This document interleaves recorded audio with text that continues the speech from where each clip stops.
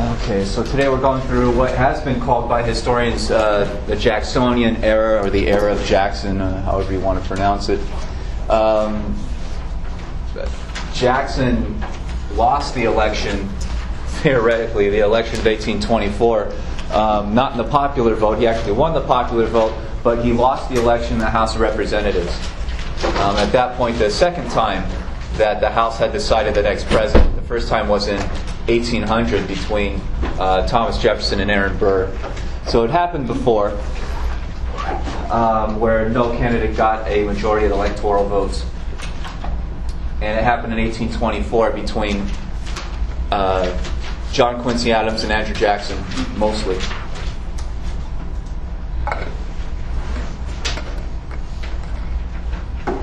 So, Adams went into the presidency in 1825, in March of 1825, and Jackson was really just left out in the cold. His supporters, his followers, were so enraged at the so-called corrupt bargain, the backroom deal between Adams and the Speaker of the House, Henry Clay, that Jackson's supporters entirely left the Republican Party and went off to build up an opposition party to run Jackson in the next election 4 years later. So the new Democratic Party comes into existence at that point, and they are entirely, at first, a pro-Jackson party. And sometimes the party still calls itself, even to this day, the Party of Jackson. A lot of people today don't know where that comes from, but this is the controversy that builds it. So the new Democratic Party rises. At the same time, the new Democratic Party is rising at the same time where overall presidential politics are becoming more democratic, which means not Democratic Party, but more democracy-ish. The original Constitution and the original electoral system had based the choice of President of the United States, that choice was given to electors from certain communities, because the original writers of the Constitution didn't just trust the average person to be smart enough or objective enough or educated enough to vote for the president, such a powerful office.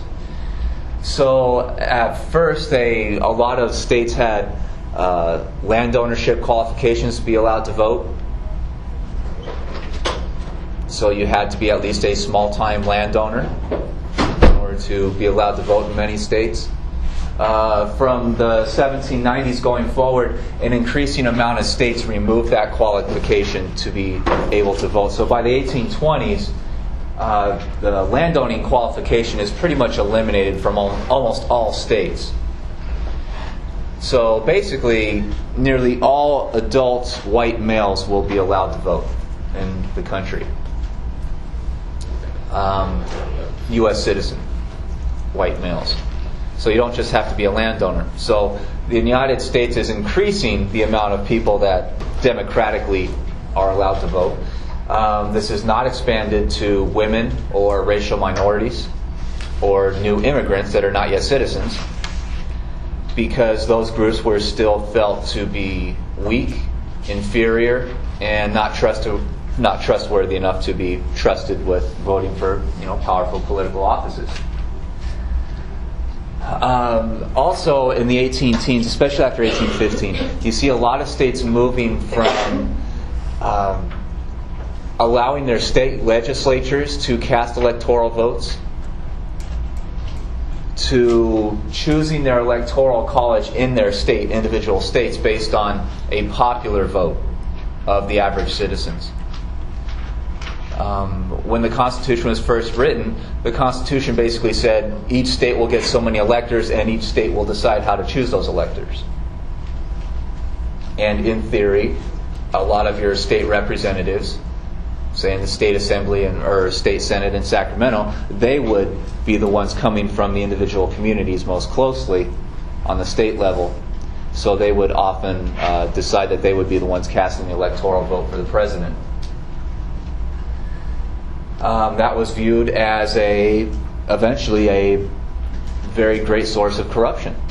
Presidential candidates, all they had to do was become friends with state-level politicians, and they could win presidential elections based on that friendship or that kind of mutual support.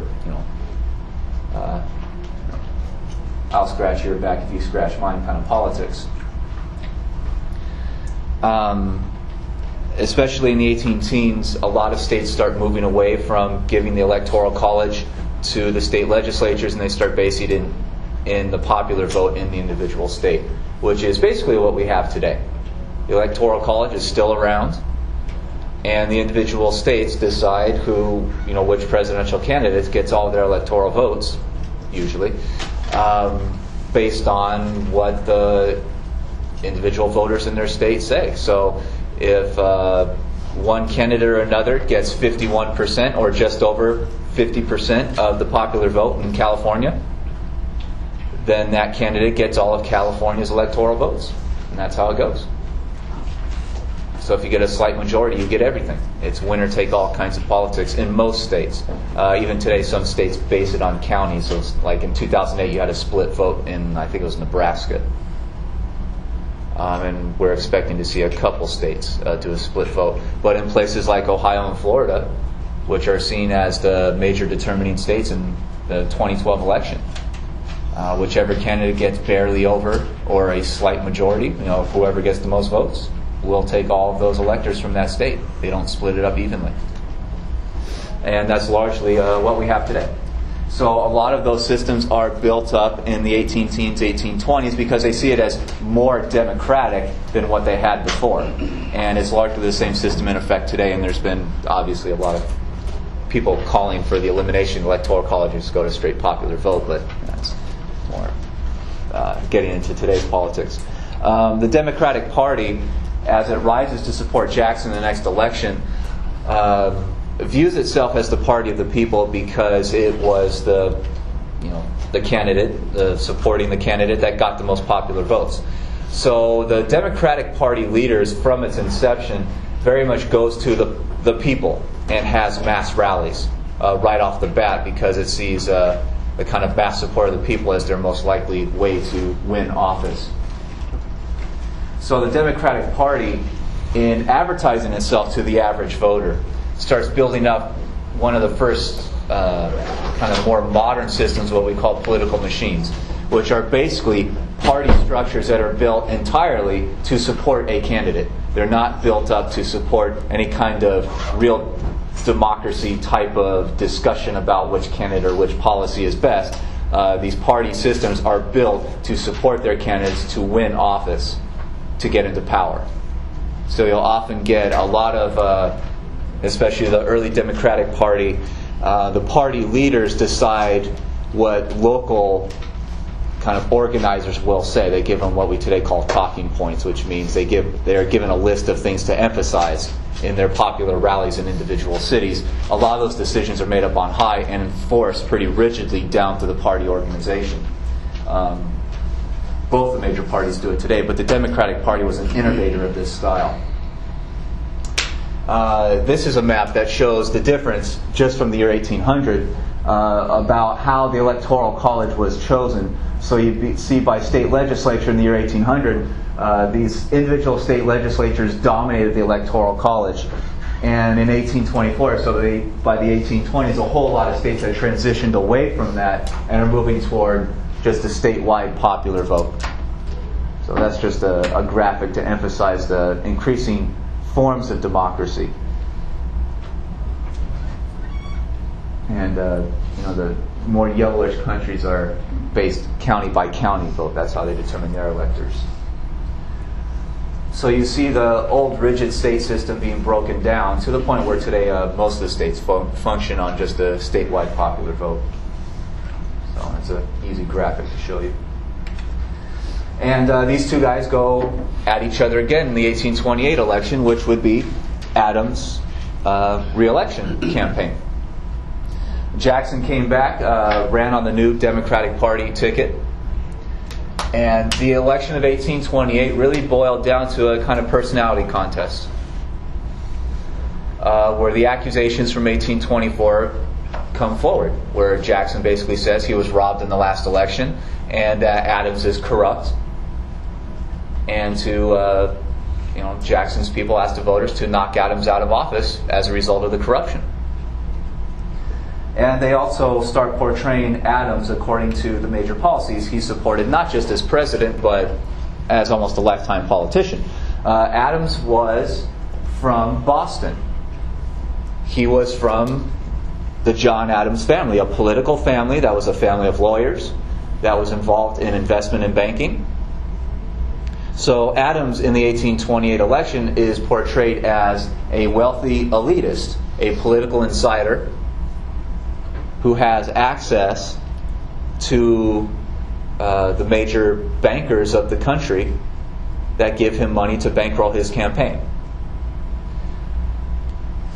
Adams was also a pretty staunch supporter of what had by that time become known as economic nationalism, which pretty much all Republicans supported, which was a system of taking government funding, government tax revenue, and building up transportation systems, railroads and canals and highway systems that we talked about before. Taking that money and also building up U.S. industry by investing in factory systems. Building up a national debt system, a national bank. This was all kind of caught up in the term economic nationalism.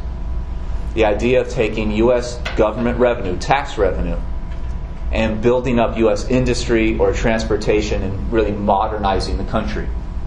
Trying to launch the country, at least competitively, into the Industrial Revolution. Jackson was not a supporter of that in a lot of different ways.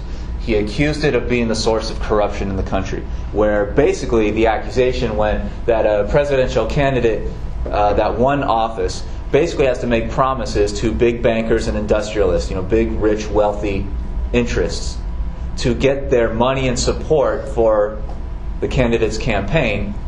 And when the candidate wins office, they repay that favor, that support, by giving U.S. funding to that person's businesses.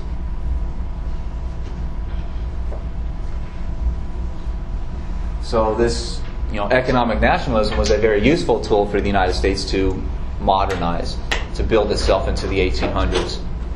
But there was a lot of corruption at the highest levels. A lot of politicians did run for office and specifically make promise to business leaders to reduce their taxes or reduce their tariffs or invest in their company or build a highway next to their company or build a canal close by, some kind of favor to get their support. I mean, that's something that was pretty prevalent back then and prevalent today. But Jackson's party really ran on the idea that this is corruption, and the Democratic Party, if it's put into power, is going to try to stop a lot of this stuff.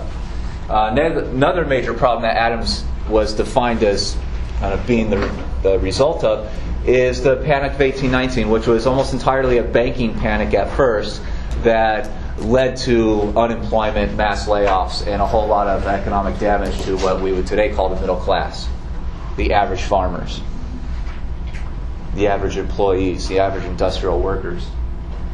And because the Jackson support group, the Democratic Party, was able to label Adams as the son of a banking elite and having close banking interests, they basically took a lot of the popular outrage that had built up in the 1819 against banking systems and big investors and stockbrokers and used that popular outrage to also attack Adams, basically as guilt by association.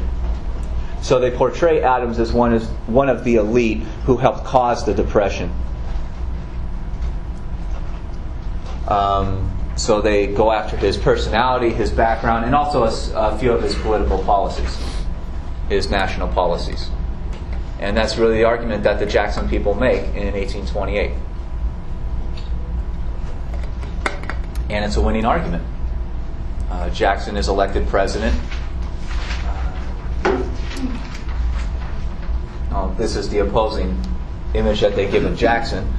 Someone who was born into poverty, and he was born a fairly poor person to a poor family in the 1760s. And as a person who didn't rely on the wealthy elite to help him go to school or to get an education or go into politics or become rich himself. He was a person who joined the military,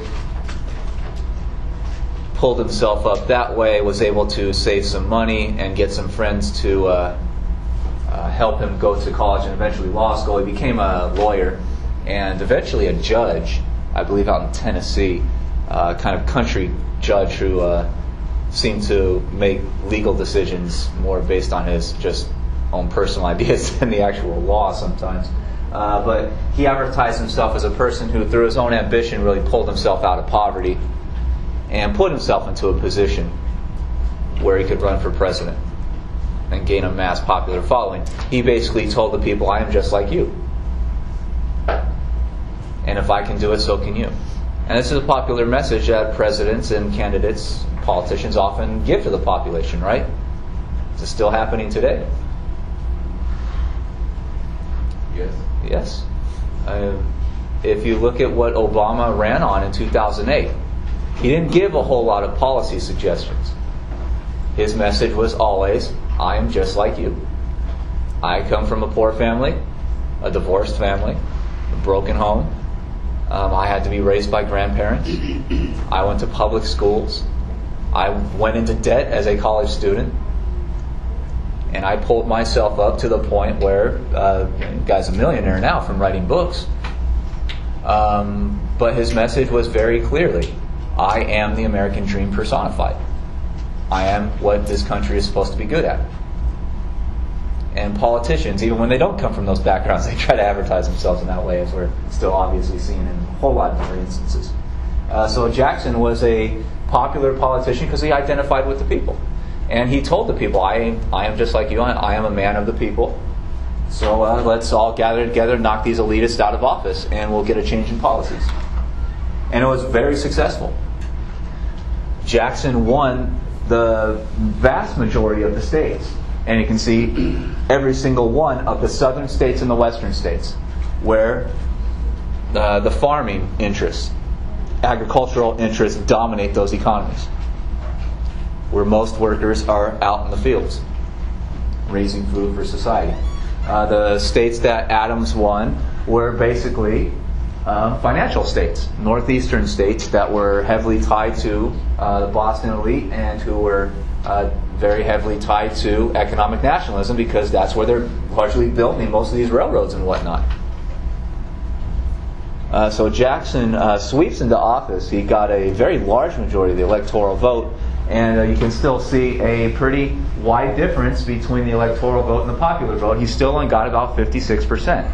So Adams, even though he got almost half the popular vote in the whole country, in the electoral vote was wiped out. And we see that very consistently in presidential politics. The electoral vote does not often reflect the popular vote percentages. So Jackson goes into office in March 1829. His inauguration is basically a giant party, and he advertised this, and the Democratic Party advertised this, as a party of the people. So a lot of average people went to Washington, D.C. to partake in the party. And this turned into a wild inauguration, where literally the masses celebrated outside the White House, and they were allowed to enter the White House. Jackson was in the White House. He had just done his inaugural speech. And usually on Inauguration Day, even in modern times, even today, government doesn't really do anything that day. They just kind of go to parties all night. This turned into an all-night bash, and it got so wild that there's a lot of whiskey apparently flowing in the White House itself, and people were throwing stuff through the windows, literally. Jackson was in the building, and his bodyguard contingent of the U.S. Army decided to evacuate him because it was becoming too dangerous. So the president had to leave the residence because this thing got so wild. And of course, all the Republicans are sitting around watching this going, this is the end of the world. They're thinking that this is literally the apocalypse of democracy, that with these kinds of people in charge, the whole country's going to go down. Didn't happen that way, but there's a these are the kind of stark difference in images that you get in portrayals by the different parties about, why to fear the opposition. And you still have that stuff going on today. Jackson, as president, had really three major things that we'll have to go over and really skip a whole lot of other stuff. There are three major controversies that break out under his presidency, and things that he helped break out because he took a very vocal stance on these things as president and made major promises as president.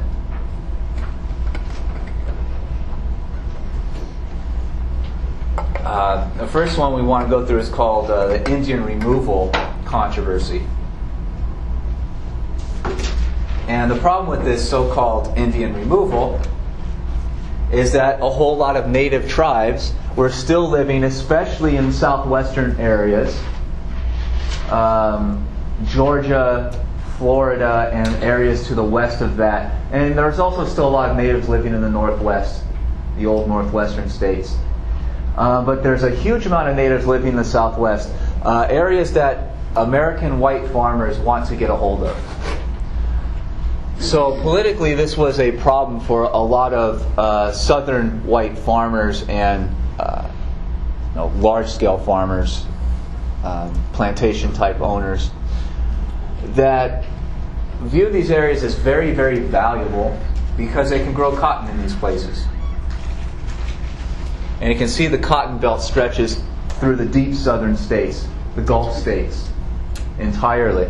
And this is where natives were still living in the 1820s, and a lot of wealthy landowning interest in the South wanted to find some way to push those natives out one way or another, either buy them off or convince them to leave or sign a treaty with them or something, in order to take a hold of that land, because it was becoming very valuable land.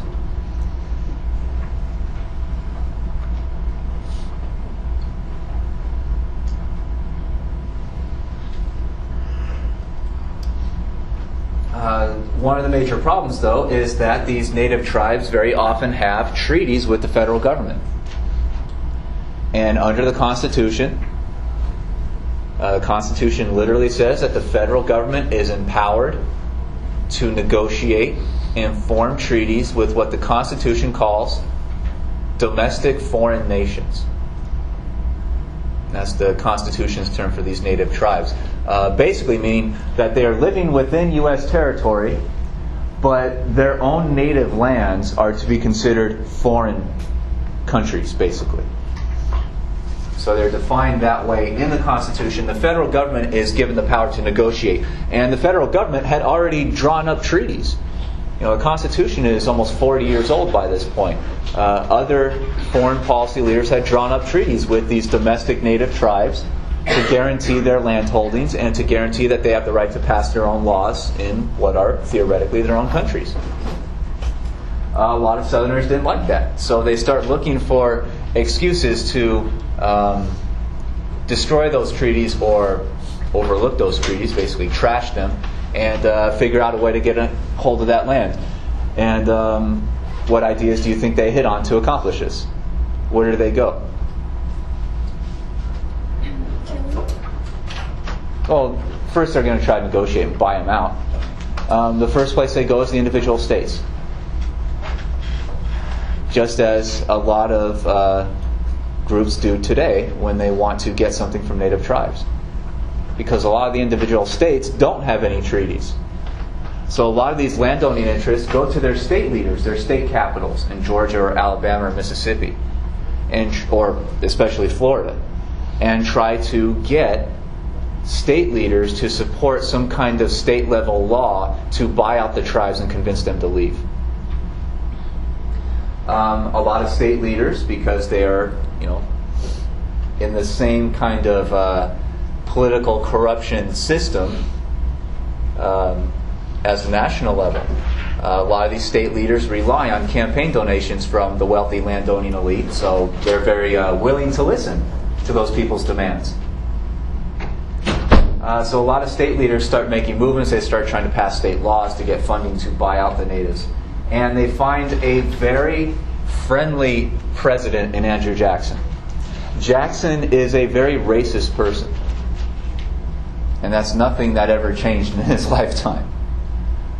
Jackson had a very tough-minded view of natives. He often viewed them as subhuman, as closer to animals than any kind of European level. He accused them of being basically barbarians that had to be taken care of by a more educated, more kind of cosmopolitan, enlightened kind of group like white Europeans.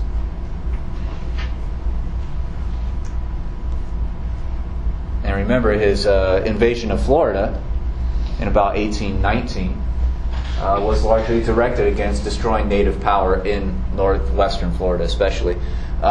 So he had killed many native groups. He had gone through and killed many people. Jackson is a violent person. He is known to fight personally duels against people who insulted him. And he had been shot before. He had a bullet in him from literally personally fighting against other people. So he is famous for this kind of stuff. And he is famous especially for anti-native sentiment. When a lot of state leaders go to Jackson, and a lot of this stuff is raised even in the U.S. Congress, Jackson's response is that as president, he is responsible for upholding formally signed federal treaties with native groups, but unofficially he sends his people to go negotiate with the natives to try to find some kind of compromise. And those advisors literally advise the natives to take any deal they can so that they can avoid some kind of violence from the white populations. So Jackson's administration officially advises the natives to come up with some kind of deal, to make a compromise, make a bargain. Some of these native groups obviously don't want to leave. It depends on which group you're talking about at which point. Some of them see the writing on the wall and are willing to take money to leave, guarantees of land in some other part of the country. Eventually, Jackson gets a law passed in Congress called the Indian Removal Act of 1830. And this literally sets land aside in the Louisiana Purchase territory for the natives to go to, and gives federal funding to support the movement of those peoples to this other piece of land, basically to get them out of the South and move them further west. So it gets federal tax money, federal tax revenue, to buy up wagons and blankets and pillows and food and all kinds of stuff to help these native tribes move to another place. And the area that is chosen out for them is basically what we today recognize as Oklahoma, which is probably one of the last places that any of these native groups want to move to. They are leaving fertile areas in the Old South, the Gulf states. And if you've ever been to Oklahoma, it's a whole different kind of planet. That place is dry, it's arid, it's hot, it's difficult to grow anything. So that's really viewed as the least valuable land in the whole Louisiana Purchase territory. And that's the land that was carved out for a lot of these native groups to go to. Another major problem of the Indian Removal Act is that Congress is empowered to buy these supplies and basically give them over to native groups and help them move out. This became a major source of corruption, because this is a government contract with food makers, food distributors, wagon makers, blanket makers, all kinds of things. And like with a lot of government contracts even today, companies will sell things to the government at very high prices and at very low quality. So companies, because they get a guaranteed government contract, know they can get away with making really shoddy, crappy stuff that falls apart when you try to use it. And if it's a guaranteed government contract, they know they can sell it to the government and the government's going to overpay for it. Does that make sense? And you still see that stuff going on today, right? And it's real controversial, especially within the military. A lot of these military suppliers are, building Humvees and whatnot with not enough armor on them. So this stuff is still happening today, and it's a major problem within corrupt governments, because a lot of these businesses know they can get away with it, so they sell the lowest quality goods they possibly can to the government at the highest prices to basically just make money. And the problem with that is the government is taking these low quality goods and passing them off to these native tribes, who are now going to try to move sometimes thousands of miles. And wagons break down, blankets are almost useless sometimes, food supplies are rotten. Instead of giving them water, they'll give them whiskey. I mean, all kinds of just really disgusting kinds of corrupt things. And the native tribes are the ones that are mostly victimized by it, outside of just a general U.S. taxpayer who's paying for this crap. But a lot of these tribes that are moved out have a very difficult transition. And you see that just by the years, that they basically try to do one tribe at a time. And the one that's hit the worst were really the last one. The Cherokee in 1838, as they're moved out of especially western Georgia, and they're moved into Oklahoma. This becomes known as the Trail of Tears because literally 25% of the population on the move died on the route. They did not make it. So they're literally burying people as they go. And this is, U.S. government in one of its most horrible instances. And this is just economic destruction. A lot of this is not even the military trying to go in and push them out. But there is always a military threat if the natives refused.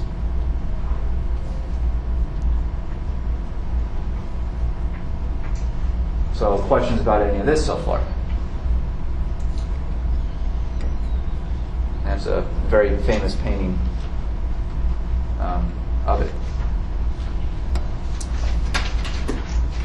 A lot of Cherokee people sued in the court system, the federal court system, basically to try to force the U.S. federal government to uphold its former treaties that had already been signed. Saying that's the responsibility of government. If you sign a treaty with a foreign country, you're not supposed to be allowed to break it without any kind of consequences. So a lot of these groups literally sued the Jackson administration in court, and these lawsuits went all the way to the Supreme Court. So Chief Justice Marshall, in one of his last major decisions, wrote that the natives have an argument. They have a powerful argument, and in his terms, an undeniable legal argument. So the Supreme Court sides with the native groups, saying that the U.S. government should not be doing this. They have signed a treaty, and they are forced by court, by law, to uphold those first treaties that they signed.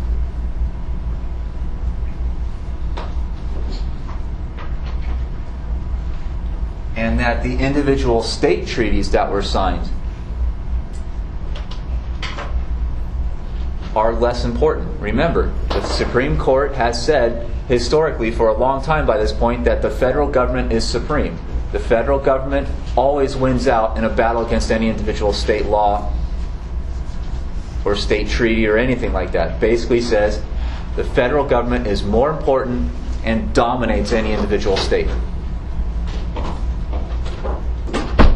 So a lot of the treaties that were signed at the state level with the permission of Jackson are abrogated. They're overwhelmed by the earlier federal treaties.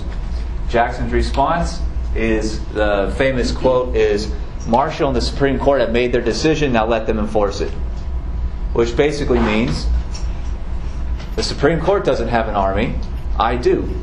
So I don't care what the Supreme Court says, I'm going to go forward with what I believe is best anyway. So in this instance, the President of the United States is breaking the law, and this is an unconstitutional act. And if the Constitution is actually enforced, this is a president who probably should have been removed from office the next day.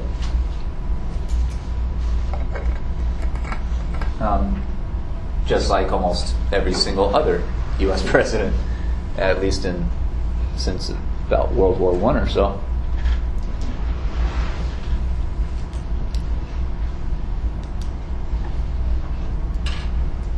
At least every president I can think of.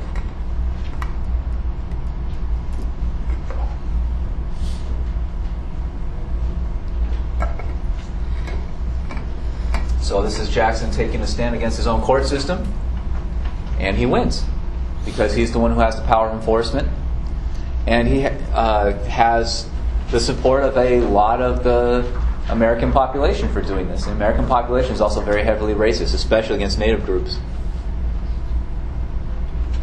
So the Removal Act goes through, and those tribes are moved out. Sometimes at the threat of the U.S. Army coming in and forcing them to move. Another problem that Jackson ran into was a so-called nullification crisis. This builds up out of a lot of especially Southern animosity against the high tariff rates, the protectionist tariffs that had been passed, especially in the 18-teens. A lot of Southerners start complaining that when the U.S. government passes tariffs, taxes on foreign imports, that increases the price of imports that Southerners rely on.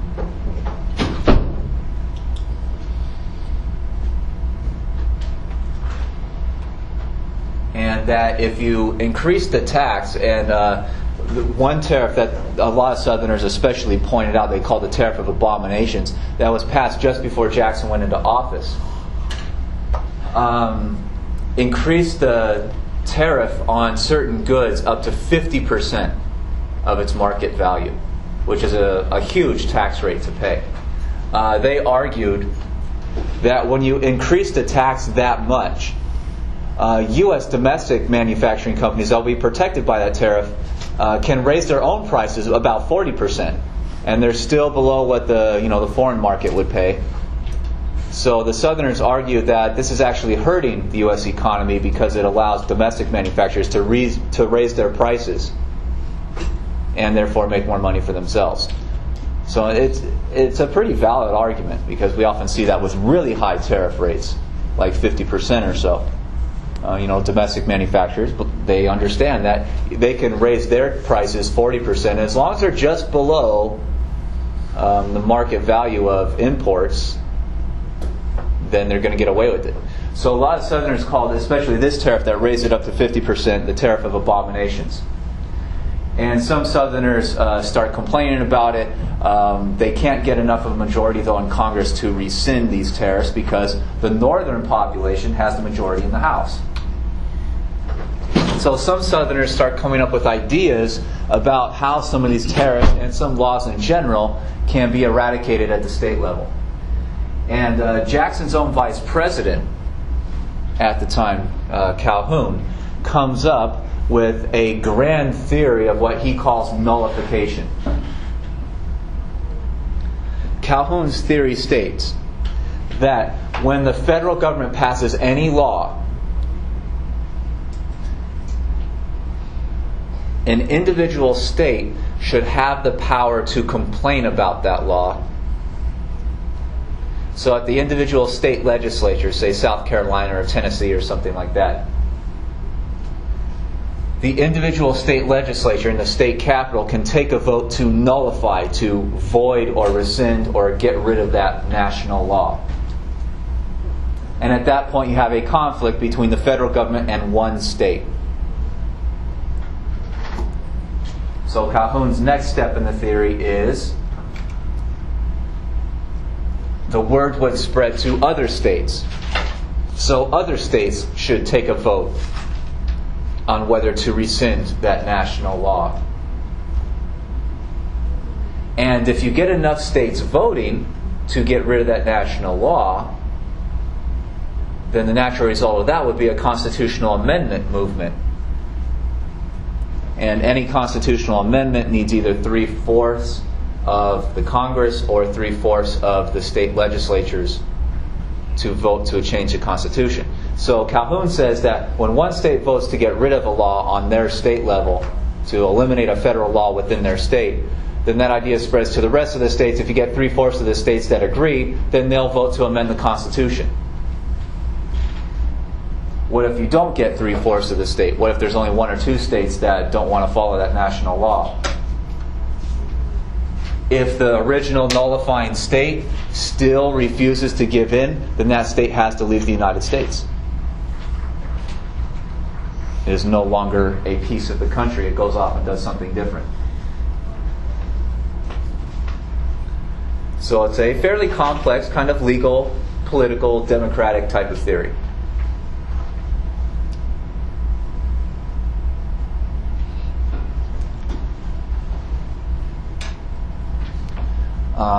What does this theory naturally lead to? Secession, yeah. Disunion. Splitting of the country into who knows how many different countries over time. At first, one state may complain about the tariff, and say North Carolina leaves in complaint. Then the federal government passes another law that maybe Massachusetts doesn't like, so maybe they'll leave. And eventually you may get 13 or 20 different little countries. So there's a real threat of dismemberment, going back to basically what existed before the Constitution went into effect. 13 or 20 or how many ever different little countries with different economies, with different laws, different governments. And you may rebuild the divisions that the 1780s people like Madison and Hamilton and Washington really very much complained about. And Jackson said, this is not going to happen while I'm president. And he eventually kicks his own vice president out of the White House, gets rid of Calhoun as a result of this controversy. So the vice presidency is basically vacant for the rest of Jackson's first term. And Jackson's giant quote is he basically makes a promise to any state that tries to do this. Because he says this is secession, this is disunion. He says this is treason against the U.S. government. This is treason against the Constitution. And he says this threatens civil war. And Jackson's promise, and this is a very widespread quote that a lot of people hear about. He says, if a single drop of blood shall be shed anywhere in opposition to the laws of the United States, he says literally, I will take the U.S. Army and invade that state, and I'm going to start executing people. He says, I'm going to go to the state capitol, and anyone who voted for this thing is going to get hanged. And his quote is, I shall hang the first treasonous person I find from the first tree I can reach. So there's a real promise of violence. And, this is Andrew Jackson. Jackson had literally personally killed people before. And everybody in the country knew it. So when this kind of guy says something like this, people listen. And that really kills the nullification crisis almost by itself, just the president's threat, just because who he was at the time.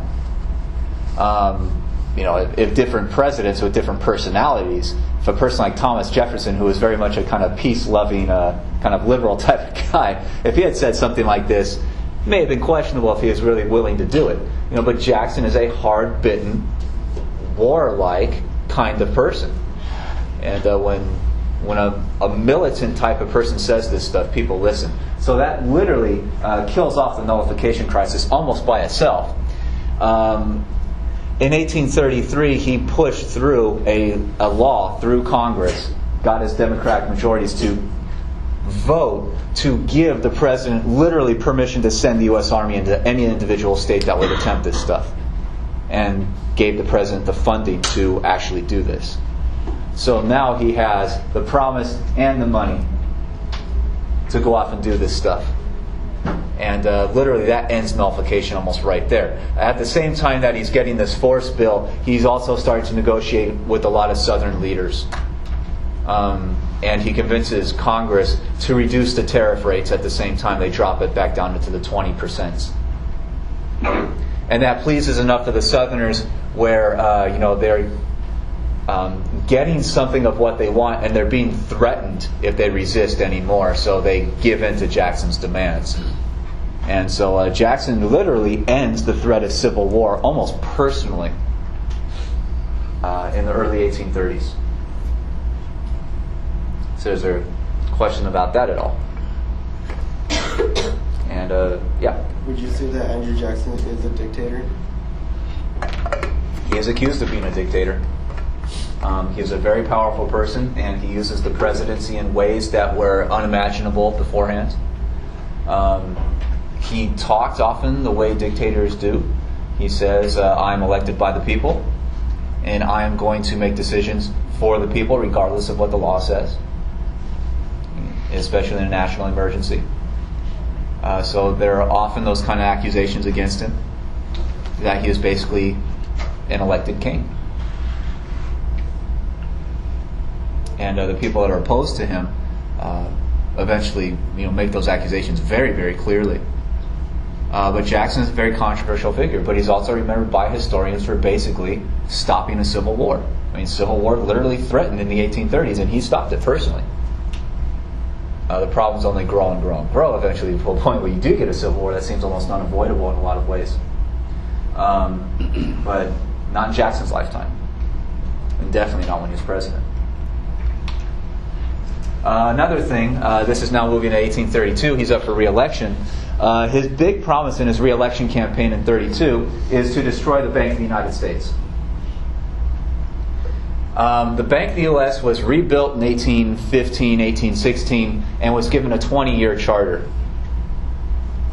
which would go on until 1835. So, in running for re-election, he accused the U.S. Bank of being the source of the financial panic and all the financial problems, and accused it of being a source of great corruption to the point where the people running the bank are basically skimming money off for themselves and are dominating the whole U.S. economy. He called it the monster bank, and he called it that in public. So in his re-election campaign, he promised to destroy the bank one way or another, in the very last instance refusing to sign the law that would recharter the bank. He's still going to be president. If he's re-elected, he'll be president until 1837. Until March of 37. So even in, who knows, he might run for re-election again in 36. I mean, he might run for a third term. So his promise to the people is, put me back in office and I'll kill the bank in a few years just by refusing to re-sign its contract for it to continue to exist. He also promises to pay off the entire national debt, which he accused of being basically a giant tax on the people. He said if you pay off the national debt, then you can lower taxes on the people because you won't have to pay the interest on the debt. And he is overwhelmingly re-elected. And he had even greater majorities than he did in his first election attempt, or his first win in 1828. So he publicly says that gave him the mandate. He gave this argument to the people, and they responded by overwhelmingly re-electing him. So he said, it's obvious what the people want me to do. So he says, I'm going to go forth and do it. And he was very adept at doing exactly what he promised. In 1833, he starts his movement against the bank by refusing to deposit federal tax revenue into the U.S. federal bank, into the Bank of the United States, the second bank. So at first his plan is to kill it by starving it.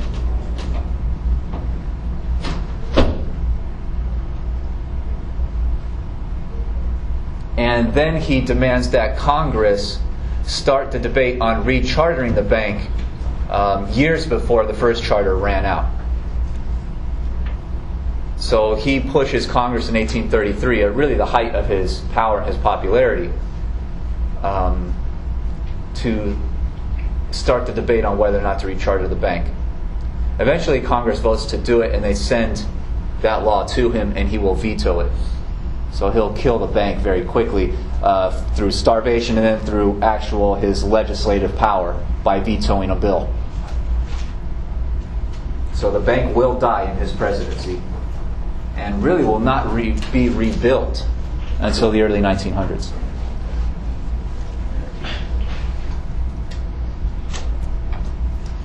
And then the next year, his administration succeeded in paying off the national debt.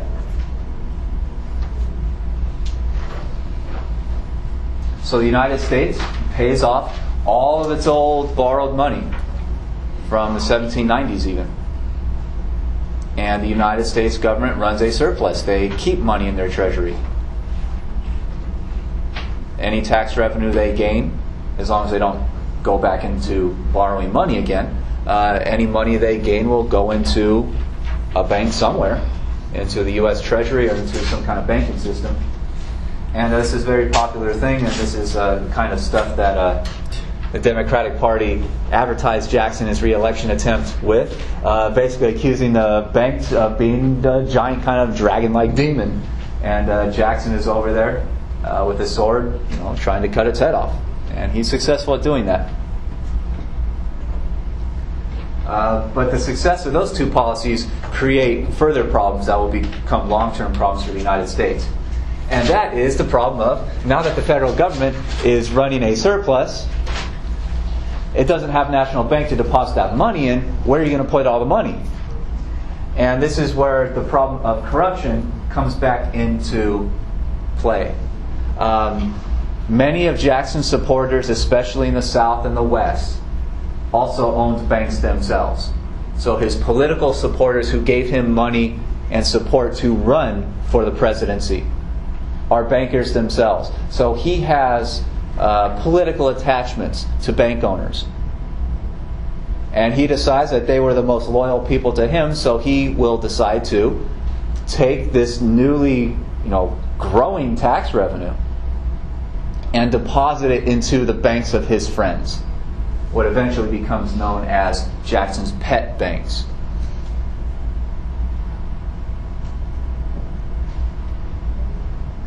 The problem with that is that these are privately owned banks.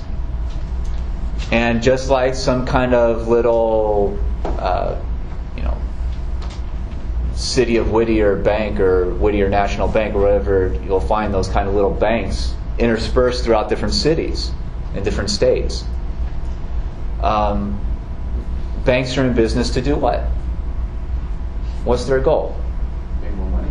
Yeah, to make money. What's the biggest way that banks make money?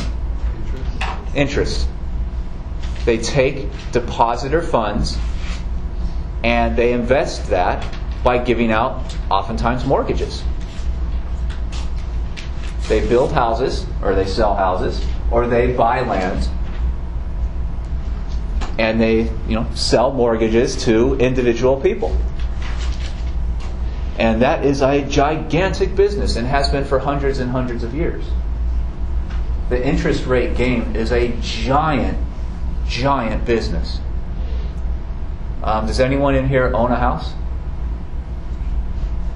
When you go to buy a house, and say you buy a house for, I don't live around here, so I don't know what the housing prices are, but say you buy a little house for $150,000 or $200,000. You sign a 30-year mortgage with an attached interest rate. After 30 years, does anybody know how much money you actually pay back? Say you borrow $200,000 to buy a house. After 30 years, how much money do you pay back to the bank? Triple. That's the power of compounding interest. So the bank loans you $200,000. You eventually pay back that $200,000 over 30 years, but 30 years, every month that interest rate hits. So they gain a lot in the end. And these banks are no different. They have a mortgage business. And when the Jackson administration starts depositing federal revenue into their vaults, all of a sudden they have a lot more money that they can lend as mortgages and other kinds of loans. Does that make sense? So, banks are in the business of making money, so they make more loans, so they can make more interest, so they can make more money in the long term. And that created a easy credit system where anyone who wanted to buy a house or buy land could get a loan from a bank, because banks are looking for people to give loans to, just as they were in the past 10 years. And the exact same thing happened as we saw in housing markets in the past 10 years. When there's a lot more people that have access to mortgages, they go off and start buying things. They buy land, they buy houses. And when you have a whole lot of people competing to buy one house or one piece of land, the value goes up, right? People are willing to pay more and more and more. So you start seeing a very fast growth in land values. And And speculators come in and push it even higher. And banks back then printed their own money. They printed their own banknotes. So they're printing more and more of their own cash based on the gold that's being deposited in their own accounts. So you see a 50% increase in the money supply in the country in just a year and a half. And a huge boom in land speculation, the price of land and houses, especially in the West. And that is unsustainable, just as it was, as we saw in 2007, 2008. So questions about this system at all, or where it's obviously going to lead?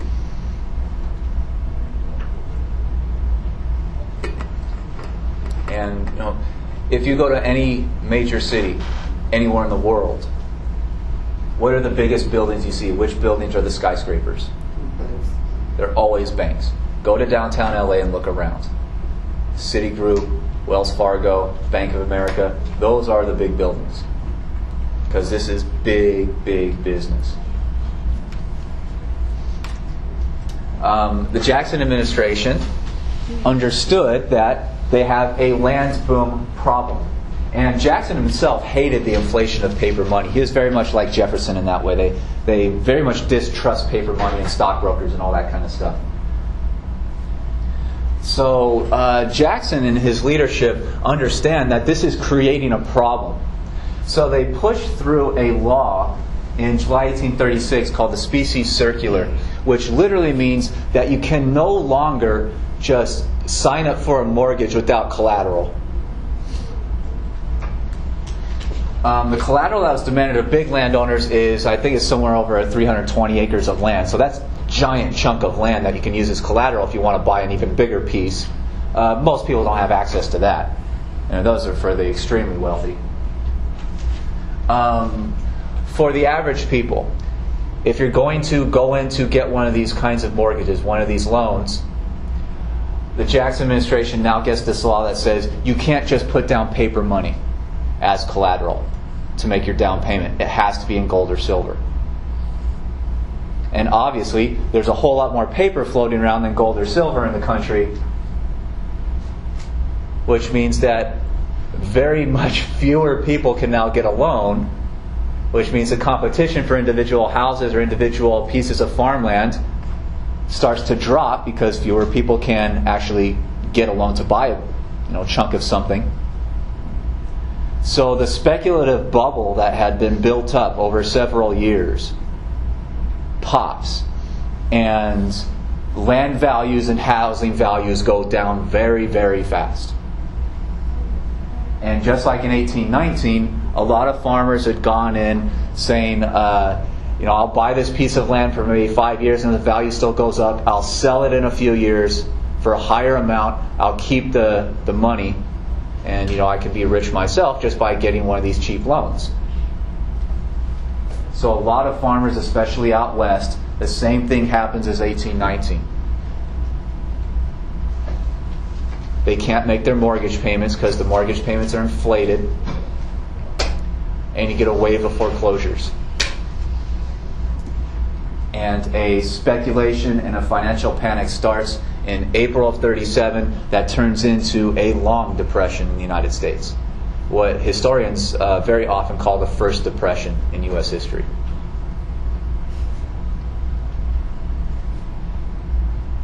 Jackson, though, had served his 2 terms. And following the example, especially of Washington, he decided to retire after 2 terms. He's getting to be a fairly old guy. He's having major health problems by this point. So he does not run for a 3rd term in 36. And the next president comes in March of 37. So Jackson never really has to deal with much of this stuff that his own policies had even created. So the next guy comes in and has to deal with large-scale unemployment. And that's this is a famous painting also depicting the different sections of society. Right? You have women, you have children, you have industrialists. Here, the guy in the kind of top hat. You have the average working people. You have the alcoholics. There's even a dog down there in the picture. But everybody is hit by this. This turns into a giant crisis that goes on for years and years and years. You don't see any kind of major reemergence of growth in the U.S. economy until about 1843. So this is something that lasts a good solid 6 years.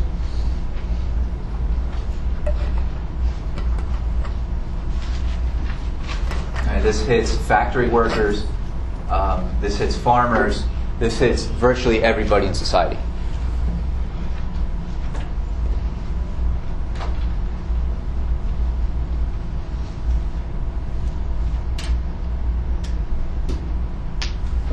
So questions about that at all? Or Jackson's policies in general? All right, moving forward. There's a lot of historians who say that Andrew Jackson was basically a new Jefferson. That is somewhat controversial. Jackson did support the idea that the United States should be based on small-time landowners, so there's a lot of connections with him to Jefferson's Yeoman Republic idea that we talked at length about. Jackson seems to have been more interested in the economics of having a lot of small-time people rather than this idea that the only good, honest labor in society is connected to farming. So there's a lot of debate amongst historians about was Jackson was the Democratic Party like a new Jeffersonian party?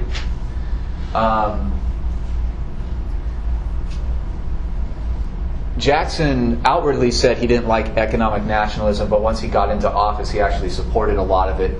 And the Jackson administration often built even more railroads and bridges and canals than its predecessors. So this is one instance where the candidate says that he's going to stop doing something once he gets into office, actually grows that system even larger.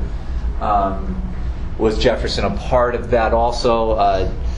Economic nationalism really came about after Jefferson had left the scene. So Jefferson didn't have much real experience with economic nationalism. Jackson and the Democratic Party brought in what we call the spoils system, which literally, the saying goes, to the winner go the spoils, which means if you win an election, and especially the presidency, the president has the power to appoint a whole lot of people throughout the federal bureaucracy. Judges, ambassadors, administrators, Secretary of State, Secretary of War, on and on and on. There's hundreds and hundreds, and today thousands and thousands of appointments the president makes. And Jackson brought in this idea that because he was elected and the Democratic Party was elected, that he put all of his personal supporters into the federal government. That's the spoils system. You get to reward your supporters with political office and paychecks, political power, decision-making positions. Jefferson seems to have been very much opposed to that idea. And when Jefferson went into office in 1801, he did not eliminate all the Federalists from the federal bureaucracy. Jefferson's ideas seem to be much more, if you can do the job well, then I don't really care what party you're a part of, what your party affiliation is. Jackson had a very different idea. He wiped out Republicans from the bureaucracy wherever he could and put in staunch Democrats, or Democratic supporters. Jefferson also had this idea that when the national interest is at stake, that the federal government should go beyond the law in supporting the needs of the people, or even beyond the Constitution. And Jefferson had done that in a few different instances. Louisiana Purchase, the proposed invasion of Florida, a lot of different ways of the Embargo Acts, enforcing the Embargo Acts against the Constitution, or against the freedom of speech or travel or court systems and whatnot. Jackson seems to have shared that idea a whole lot too, especially in the native removal policies. So was Jackson New Jefferson is debatable to a certain extent also. But that's often something you hear from historians and in history textbooks, that he was a younger Jefferson. Not in full agreement amongst all historians, or even a majority of historians. Okay, so going into the next section, Jackson's second vice president, who joined the administration in Jackson's second term. So Jackson got rid of Calhoun over the nullification controversy and brought in this guy named Van Buren, who was from the Northeast. Van Buren was the vice president under Jackson. And Jackson was still popular enough in the summer of 36 to basically choose the next president. And Jackson said, elect my vice president, he'll do a good job, continuing all the policies that we built up in my term. So Van Buren comes into office in March of 37, and the financial crash hits the next month. So literally within weeks of his inauguration, the new president has to figure out what to do. Instead of rebuilding a national bank, Van Buren wants to compromise. He says, we want to have some kind of national banking type of system, but we don't want it to be one single bank. So he builds up a system of kind of regional vaults that will basically be run by the U.S. government instead of actual federal banks or a federal bank. And he takes all that U.S. government tax revenue that Jackson's administration had been putting into private banks, takes that out and puts it into these regional vaults. Which is actually probably one of the worst things that he could have done, because that restricts the money supply. And almost always when you get an economic slowdown, or what we today call recession, you want to increase the money supply, because if you flood the market with money, that means people have more cash in their pocket and they have a kind of more confident feeling that they have money to spend.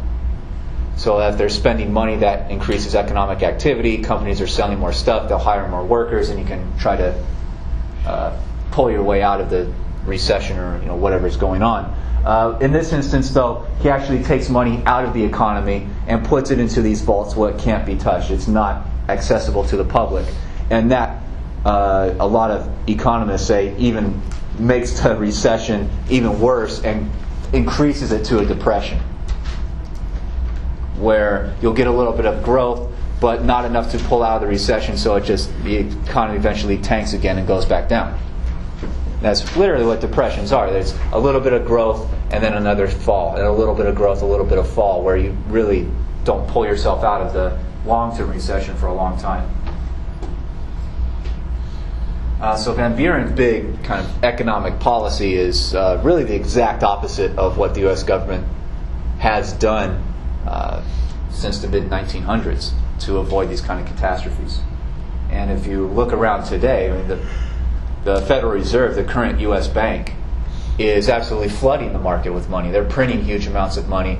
They're extending interest rates are near zero for borrowing to try to get people to borrow more and spend more. An opposition party rises very quickly. Had risen a little bit in Jackson's time in office, but Jackson was so popular that they didn't really get much of a hearing. So when this new depression rises, obviously people are upset at the government, and they start looking for other parties to vote for. So a new party called the Whig Party rises, and they define themselves as basically being anti-Jackson. They complain about Jackson's overuse of executive power, especially with the native removal policy and doing unconstitutional things in office. They're the ones who accuse Jackson of basically being an elected king. They derisively call him King Andrew, so that's an insulting term that they use against him. They hated his spoil system. They hated the political party machine system. They are very much supportive of economic nationalism, the use of U.S. tax revenue to build railroads and canals and highways and bridges and invest in U.S. industry and modernizations. So a lot of the new Whig Party are former Republicans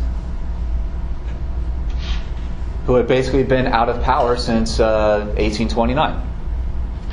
So they've been out of power for 10 years by this point, and the old Republican Party disappears, and all those old Republicans now switch over and start calling themselves Whigs. The Whig term comes from a British political party, which was basically an anti-monarchy type of party, an anti-authoritarian party.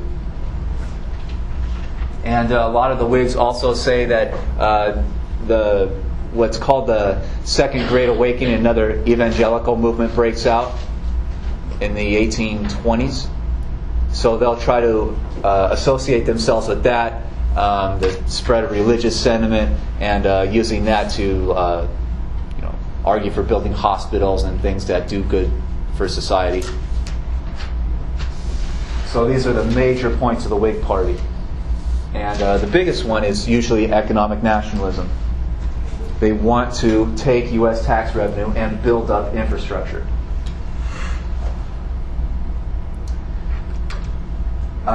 Henry Clay was an old Republican leader, had been in the House, had been Speaker of the House for a long time by this point. He's one of the big national leaders ever since 1815. So by about the 1840s, this guy's been in power and a national party leader, a national level politician for over 20 years. So, and he was one of the big supporters of economic nationalism. So he was the most logical choice, and probably the most expected choice to be the new big Whig Party national figure and presidential candidate in the next election, which would be 1840. The Whigs, though, desperately want to win the presidency in 1840. Van Buren is weakened because he's so heavily criticized. He's popularly called Van Ruin because of economic problems.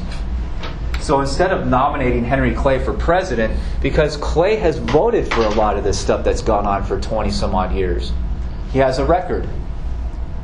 And a record that a lot of voters are angry at. Instead, the Whig Party leaders nominate an old retired general from the War of 1812, a general who had fought against native groups out west and won one battle called the Battle of Tippecanoe. They go and they literally dig this guy out of retirement. They nominate him for president of the United States.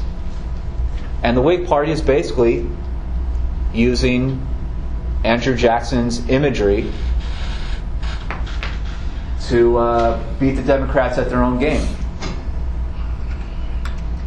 And this guy named Harrison is advertised as a Westerner, a person who is basically the exact same as Andrew Jackson. Born into poverty, born in a log cabin, had pulled himself up by joining the military, rose to the ranks to be a general, and made himself into a wealthy person, became a landowner.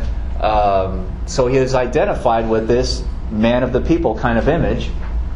And his election campaign used the symbol of the log cabin on everything. All posters that had Harrison's name on it, all kinds of ads, all kinds of speeches. He is basically the Jackson of the 1840 election. And my favorite image from this thing is they put an American flag that's literally the size of a house, and they try to identify the flag with the cabin because of the horizontal stripes. And this is a very patriotic thing, so this is literally his newsletter to his supporters was called the Log Cabin. I mean, this image is everywhere, and it works. Harrison wins overwhelmingly. Again, Van Buren gets almost half the vote popularly because he got a large chunk of the vote in a lot of the states, but Harrison ekes out a very slight majority in almost every state. So Harrison ends up winning, again, a disproportionate amount of the Electoral College that is hugely separated from the popular vote percentage. Now, Harrison got barely over 50% of the popular vote, but got 80% of the electoral vote because he won very slightly in most of the states.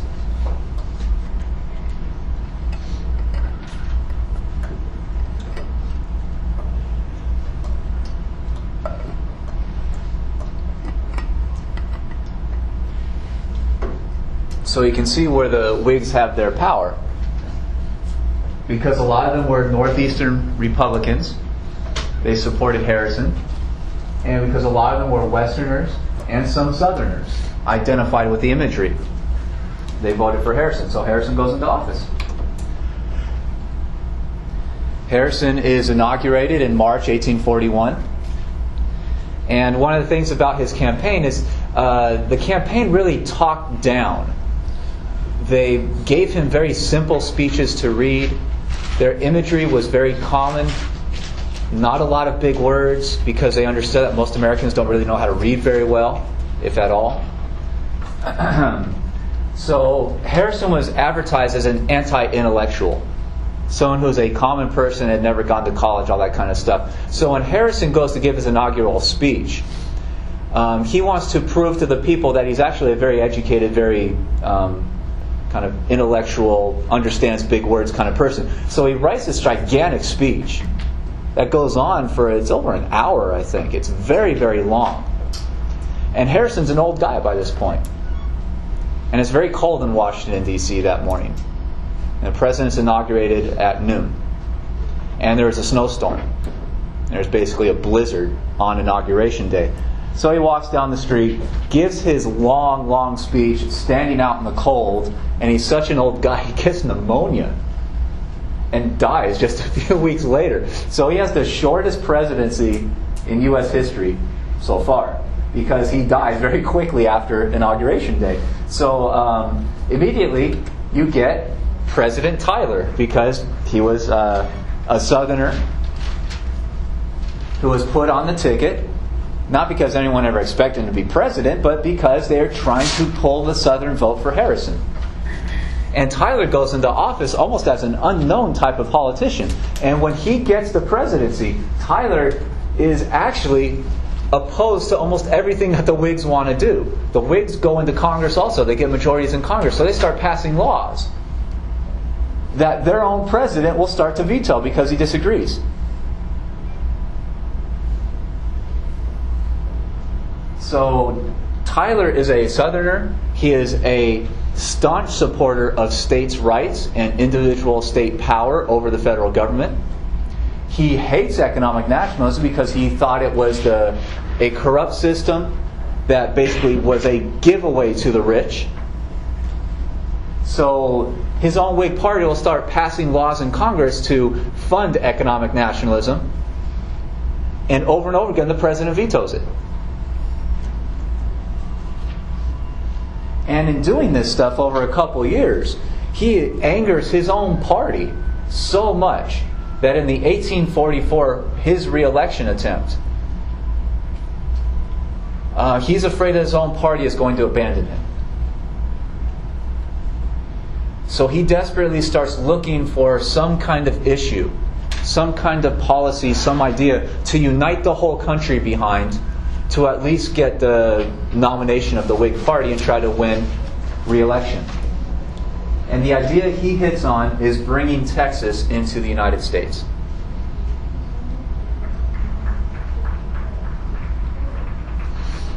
So he, almost out of nowhere, brings the debate over Texas into the national stage,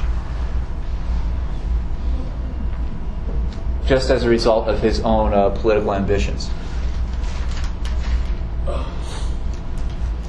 And the debate over Texas becomes one of the central debates in 1844. And from that point forward, the United States will start launching wars to gain more land. So he puts the idea of expansion center stage in 1844. He does not get reelected. He doesn't even get renominated. But he has brought it up, and other politicians will take it and run with it. So questions about that at all? Okay, and 1844 it will come to be known as the end of Jackson's era, because other debates and other problems start rising.